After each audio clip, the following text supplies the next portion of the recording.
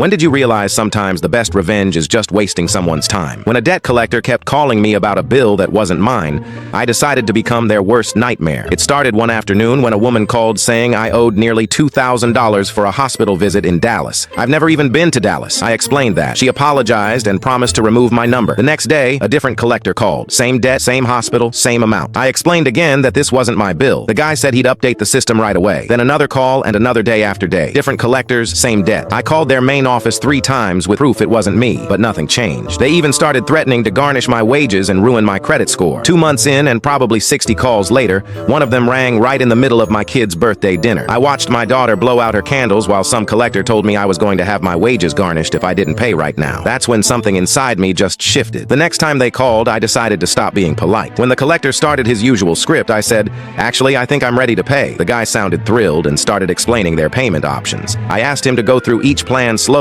because I wanted to understand all my choices. 20 minutes into the call, I asked him to repeat everything because I'd been taking notes and wanted to make sure I had it right. 40 minutes in, I told him I needed to call my bank to check my account balance. And could he hold on? I put the phone down and made myself dinner. Eventually, he hung up. The next time I got a call, I did the same thing. But this time I asked incredibly detailed questions about interest rates and payment schedules. I made him calculate different payment scenarios for me. I kept him on the phone for an hour and 17 minutes before telling him I needed to discuss this with my wife first. And could he call me back tomorrow at exactly 3 p.m.? He actually called back. I kept him on the phone for another hour, going through fake bank account numbers that I'd accidentally mess up. Oops, sorry. Let me give you that number again. Every minute they spent on the phone with me was a minute they couldn't spend collecting real debts from real people. So I became their full-time job, acting super eager to pay, then trapping them in endless circles of questions and fake information. Over 3 weeks, I wasted more than 40 hours of their time. Then one morning, I got a call from a manager. He sounded completely drained. "We've reviewed your case," he said. "You're being removed from our list immediately." I asked why now. He sighed and said, "You're costing us more in labor hours than we'd ever make on this debt, and we've confirmed it's not even yours." He apologized for the inconvenience and promised I'd receive written confirmation in the mail.